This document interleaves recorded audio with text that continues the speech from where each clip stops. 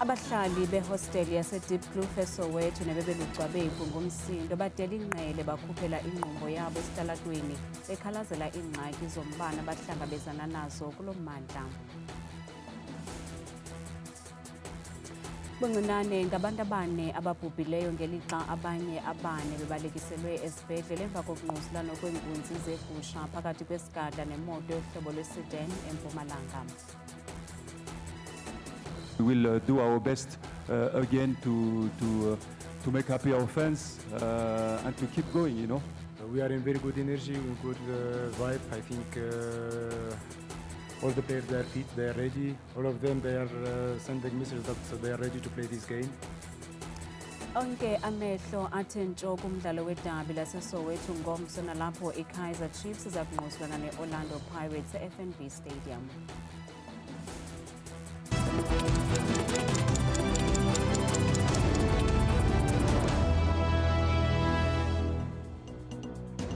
Sinibulise emakhaya uGanda Ndambi Ndodwa ndaba noPhumza Sikhumba noyitoliki yolimi lwesandla. Abahlali behostel yaseDeep Kloof eSoweto badele ingqele bakhuphela inqubo yabo esitalatweni kuphathelene neengxaki zombane abahlangabezana nazo. Kuvakala ukuba sekuphele iintsuku ngoku abahlali bengenambane yaye akho ngenelelo lweCity Power. Kutyholwa ngelithi le hostel inetyala lombane lixabisa i-1.5 million yeerandi ekufanele okokuba lihlawulwa lisebe lokuhlaliswa koluntu. Bavuke yanguqhusa abahlali baseDeep Kloof beqhankqalazela umbane abadize okokuba sele kuphela iveki ngoku ucimile ngenxa yetyala like-Eskom elixabisa imali engaphaya kwesigidi serandi. EDeep Kloof hostel izinto azihambi ngokwendlela. Kade sithi sijabulile kulo 3 years bengenagesi kungenalutho. Siqala sifakela ugesi kulo 3 years siyacisha ugesi kuthiwa siyakweleta manje. Sikweleta imali 1.5 million. Awubukho umuntu oseke wacishela ugesi. Ithina bokuqala sisafakelwa lo gesi okusalungiswa izinto eziningi ebesikade sikhala ngazo. Asinankinga thina nokukhokha ugesi. Asinayo nencane abasakhela izinto esikhokha ugesi endlini ewayo. Abasifakela izindlu bese sizokhokha ugesi besibusela ugesi basixhaphaza lapha. Bakhanisela ilokishi sihamba nalo thina basicishela isikhathi esingaka. Ingane zethu ugezi ngane zesikoleni. Sifuna ugesi asinagesi siselokho ahamba. Mhlawumbe iviki manje singenagesi. Into engicasula kakhulu yazini. Uwena sehostinala ilokishini bafusela ilokishi bashiya thina ngoba sinjani? Asiba abantu abahlala hostel. Hayi sifuna ugesi sisi. Siyawufuna. Ngelixa induna isithi akusekho xesha lokuncokola ngoku koko bazifunela nje umbane. Thina sifuna ukuxoxa no-chief of chairs. Into esilethe la sifuna ukuzokwazi ukuthi uma eza la uzovusa ugesi noma uzokhuluma. Uma esazokhuluma ayikho into esizoyenza. Sizoqhubeka lapho egcine khona. Ngoba inhloso yethu ukuthi sifisa ukuthi masuka la namaphoyisa sisuke amaphoyisa abhekela asebenzela khona thina siye endlini zethu sesinogesi. So-ke ngizocela ngoba bathi-ke bacela ukuthi umpoti uchair ucela u-30 minutes. Asizile ukuzoxoxa. Uma engezile ngokuzosinika ugesi ayikho esiyikhuluma naye. Iqumrhu iCity Power lizikhwebule kulenyewe ngelithi ngumcimbi ongenanto yokwenza nalo gogo wesebe lokuhlaliswa koluntu. After an investigation by City Power internally, we found that the hostel bill is basically sitting with Human Settlements. It's Eskom supplying electricity and Human Settlements is supposed to basically pay Eskom. And this is the Human Settlements within the city of Johannesburg. So the MMC of Human Settlements is currently attending to this matter and they will give feedback as to what would happen going forward. So it is not a City Power matter. Ngelixa amapolisa edize ukuba sele kubanjwe abantu abathandathu kuza kuthi ga ngoku nabatyholwa ngokuphembelela udushe lwasesidlangalaleni. 6 people have been arrested for public violence. Currently they are being processed. Our detectives are here with the station commander of Deep Kloof is also here. Our crime intelligence head is here with the team on the ground just to get deeper into this, especially identifying the instigators to ensure that despite the challenges which they have of electricity, but anarchy and damage to property or hindering the people's lives by blockading the roads and throwing stones at vehicles passing will not be allowed or tolerated. Kananjalo induna idize ukuba abazukugoba uphondo umbane ungekabuyiswa. Kusenjalo abahlali kwindawo ezithile zase-Elsies River eKapa nabo bebelucwabevu ngomsindo emva kokushiywa bengenambane phantsi isithuba seveki. Uqhawuka kombane kulo mmandla kuye kwaphazamisa ubomi bemihla ngemihla. Abantu abakwazi ukupheka, ukugcina ukutya okanye ukuzifudumeza. Okuzana njengoko ethe ehla amaqondo obushushu eKapa, nto leyo efake uxinzelelo lumandla kumakhaya angathathi ntweni.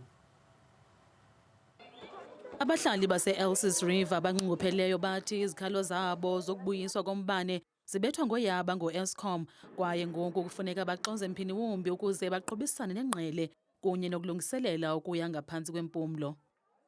I'm here for the water every morning, in the afternoon as well, to get all the water for my baby's bottles and to make something to eat for her and for me and my other children. Ukugcina amakhaya abo efudumele kwaye ekhanya, abahlali ngoku kunyanzeleka ukuba babhenele ekubaseni imililo ze bathenge iparafini, nto leyo abathi batyabula ezipokothweni.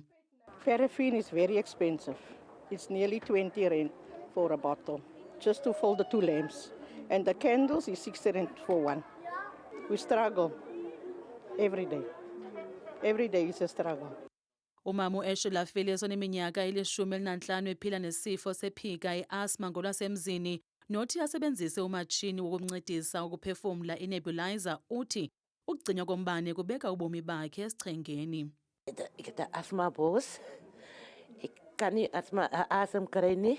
Ndingumntu ophila ne-asthma kwaye ngenxa yokucinywa kombane andikwazi ukusebenzisa inebulizer yam. Ndineempompo ze-asthma ezintathu kwaye ziphelile ngoko ke kufuneka ndizame ukuya esibhedlele ukuze ndifumane ezintsha okanye ndifumane oxygen. Ukuba awubuyi umbane ndingazifumana ndiminxa i-asthma. Uceba wale ndawo uthi u-Eskom uyasilela kuba nangona kwenziwe intlaninge yezikhalazo akukho manyathelo athathiweyo. From my side as the ward councillor, we've reported these faults. We communicate with Eskom. We do our phone calls, we do our WhatsApps, and we do our emails, whatever we can do to assist the community. So we even supply them with the reference numbers to say, listen here is the fault. So they just acknowledge our complaint, but there's no action. Kwingxelo ebhaliweyo abakwa-Eskom bathi iinzame zokubuyisela umbane zilibaziseke ngenxa yemingeni embalwa kwaye beliziko baqwalasela lo mba njengongxamisekileyo. Abahlali bona bathi iyure nganye kungekho mbane imo iyayiba maxongo ngogqithisileyo. Bakhala ngokujongelwa phantsi abasebenzi benkampani yezigadla iZUSA Carriers emveni kokuba begxothwe ngondlela mnyama nangaphandle kwesizathu izolo. Namhlanje abasebenzi bavale amazibuko kwindawo ehlala izigadla nalapho bebenyanzelisa ukuba abaphathi bale nkampani beze ngaphambili neempendulo kungekunjalo babhatale imali zabo. Babetha ngenqindi phantsi abaqhubi bezigadla eMpumalanga ngelithi abayindawo de abasemagunyeni kwinkampani iZUSA Carriers idandalazise unobangela wokuphelelwa kwabo ngumsebenzi. Umlungu uye wangifonela wathi angibuye netruck from Richards Bay, ngadrive truck ngabuya nayo la eCommonwealth Port eDepot. Mangifika ngibeka itruck uthi khipha konke lokuyiproperty yecompany ukuyise ngase-ofisini. So ngikukhiphile konke lokuyiproperty yecompany ngakuyisa ngase-ofisini. After that wathi khiphe impahla zakho uye ngasekhaya, umsebenzi sowuphelile, icompany iyavalwa. Bakwatyhola umphathi wale nkampani ngobuqhetseba nokungabahloniphi. Masicashwa phela sacashwa ngecontract sayisayina phansi but ekugcineni masicashwa verbal. So lokho kusiniketa imibuto ukuthi why singatholi phela lokungekwethu lokuyipaperwork sitokwathi kuyoclaima lokhu labe solo sikusebenzela yonke leminyaka. Into esifisa kakhulu ukuthi asenze igcine asinikeze amaphepha ngokufanelekile abese asibhadala nemali yethu ngoba mathi uya-check even ngomanje masithi siyabuka ngathi ngesize sikhona asilwi nayo kodwa into esifisa imali yethu kuphela.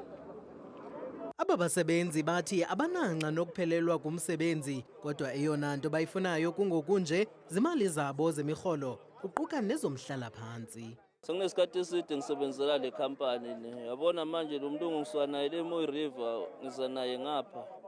Mayifika ngapha usuthi asiphume ngegate asiphathanga lutho ndesizelela kuzosebenzela emafamily ethu. Inkinga esibhekene nayo ibenzima kakhulu ngoba ubese wafika ngokuthi asinike i-offer 5,000 kuyo yonke imali angasinika yona, then emva kwalokho sizobuya sizothola imali ngelanga esingalazi angakaphumi nalo uthi usazohamba uyiboleka. Ukanti bebengekafumaneki abaphathi bale nkampani ukuphawula ngethuba sisiza emoyeni.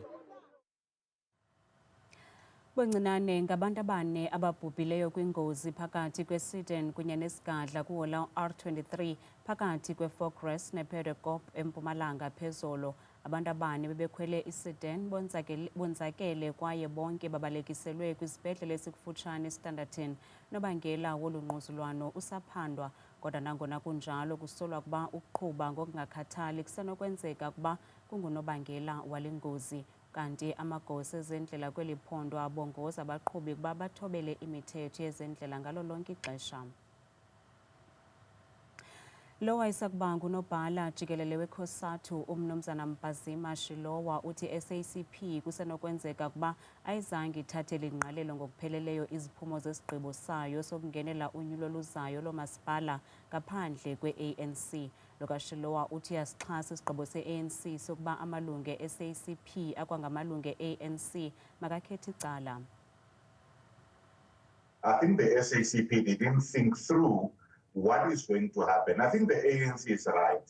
Let's assume, for instance, Blade Simande will be campaigning for the SACP.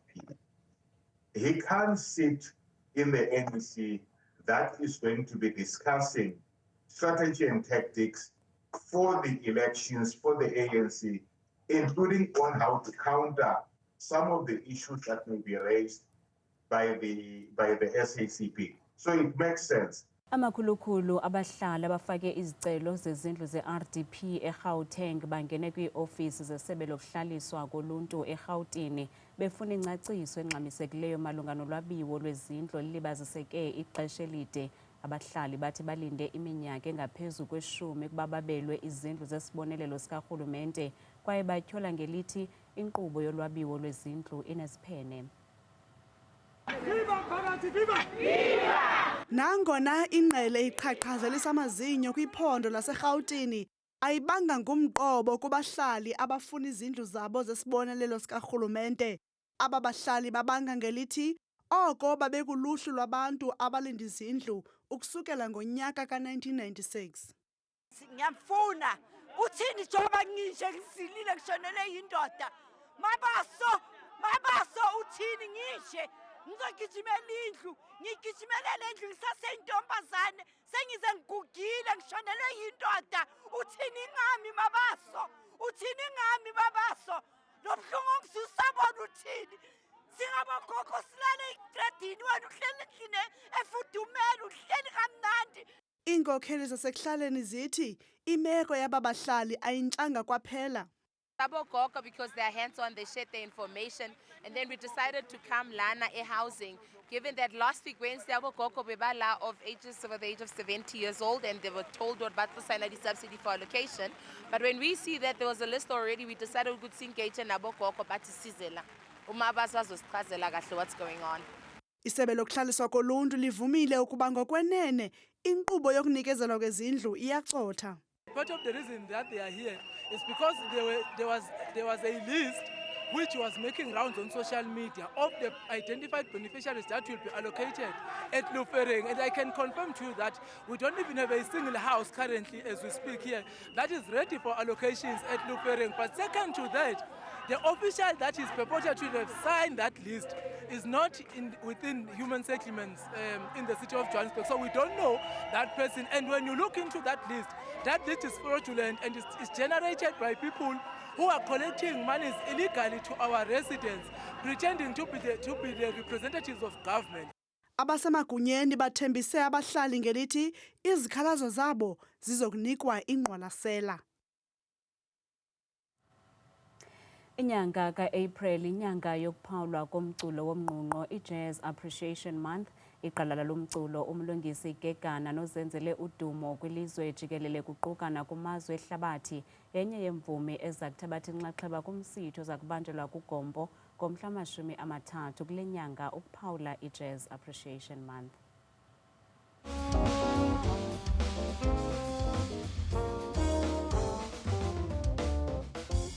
Iqala lomculo wesinqi sejazz umlungisi Gegana inzalelwane yakukomani kwiphondo lempuma koloni kwaye uzenzele igama kule ndima yomculo njengomdlali wesiginci, umbhali, umvelisi kwanomculi etshila kumaqonga ahlukeneyo kuquka iAfrika ngokubanzi nelizwe jikelele. Kule nyanga sikuyo kuphawulwa olu hlobo lomculo ngokukhethekileyo kwi-International Jazz Day.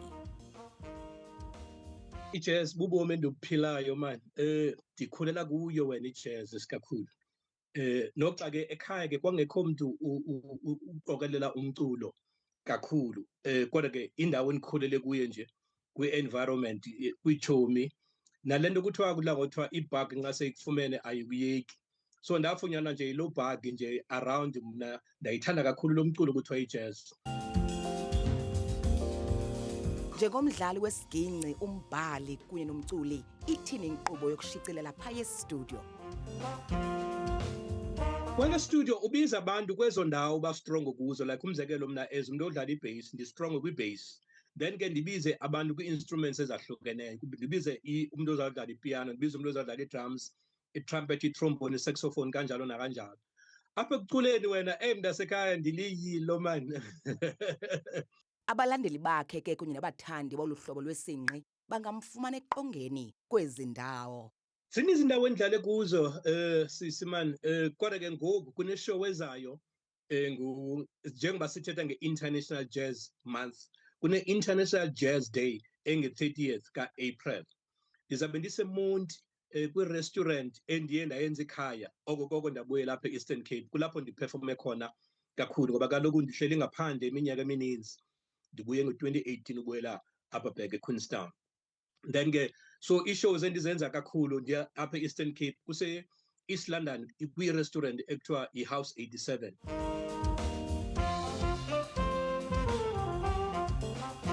Uyakhuthaza ke lo kaGegana kubalandeli nabathandi bomculo wejazz ngekamva lesi sinqi. Qaqambe kakhulu kaba sinabafana abatsha abangena kwi-jazz namalady kunamalady enza kakuhle kakhulu abafana osisi abafana noThandi Ntuli o-Ashando Nobuhle baninzi Osipha Mdlalose Ozoe Modiga baninzi man, the list is long. Uzawube seqongeni kuGompo ngomhla wama-30 ku-April esicaphulisa kulovimba wakhe wothando lwengoma. Onke amehlo azakube ethentsho kumdlalo wedabi laseSoweto wangomso nalapho impondo zihlanjiwe iKaizer Chiefs neOrlando Pirates besabe bequbisana kumdlalo weBetway Premiership kwibala lase-FNB. Ubaluleke kakhulu lo mdlalo kuwomabini lamaqela nanjengoko eqeleshe ukubethelela indawo yayo kwilog yeBetway Premiership. Orlando Pirates ihleli kwindawo yesibini kwilog kwaye isenethemba lokuba ingayisusi intlaka emlonyeni kwiMamelodi Sundowns ihleli kwindawo yokuqala. Kwelinye icala iKaizer Chiefs ifuna ukubethelela indawo yayo yesithathu kwaye ifuna ukubuyisa isichiba nanjengoko yabethwa yabhulelwa amasaka ngamabhakaniya kumjikelo wokuqala. Lo mdlalo uyaqala ngentsimbi yesithathu emva kwemini ngomso eFNB Stadium.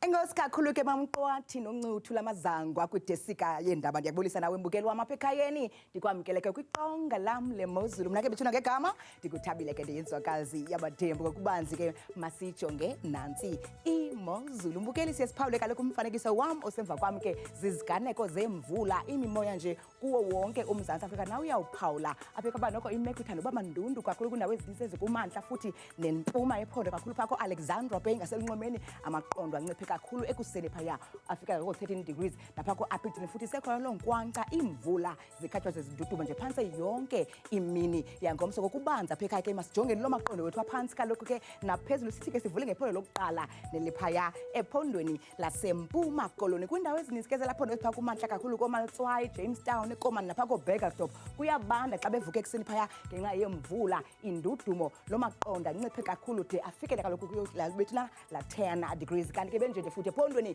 lase-Free State nelikumbindi ke apha eMzantsi Afrika mpela mbukelo ke kumantla futhi nempuma ndawo ezifana pha koFrankfurt umzelo sekuseni futhi qaba ngamafumpela ngamaqondo aphantsi ka-9 degrees kanti ke bethu nekhaya baphila kanje kwelaphondo laphaya entshona koloni kwiindawo ezininzi ke emzontulu futhi eziphakeme kakhulu phaya kwimpuma kooBeaufort West umze kwasekuseni futhi kuyabanda kuyafefa futhi kuthuthume nje yonke la ntsasa ko-15 degrees kanti ke imozulu yenjenje phaya ephondweni lase-Northern Cape ngamandla mzontsundu ke kokurumane ekuseni naseKimberley nazo zonke nje ezo ziphaluka yiloo nkwankca ke ngephi futhi kunethe yonke intsasa ko-13 degrees kanti ke imozulu futhi ephondweni lase-North West kwindawo ezininzi ke emzontsundu wam ezizinze kakhulu kwincam yelaphondo phaa kooFreiburg umze kwasekuseni futhi kootawung kusaduduma kubaneke nje phantse yonke lava komini ngomso bevuke ekuseni ko-14 degrees kanti ke baphila ngolu hlobo phaya ephondweni laserhawutini apho sikhoyo thina ngalo mzuzu mpela kakhulu koPretoria ke futhi ngundlunkulu kwelaphondo phaya ngamafu ngumoya obhudla ngokuqatha ekuseni futhi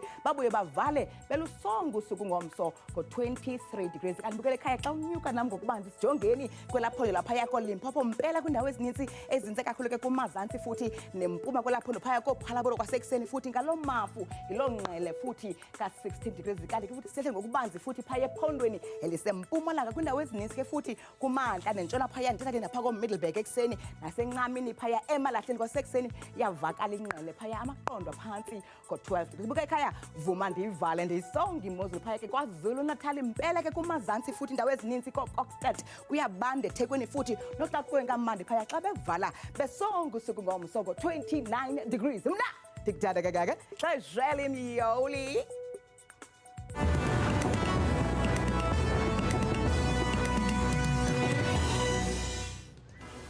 kamnandi mawethu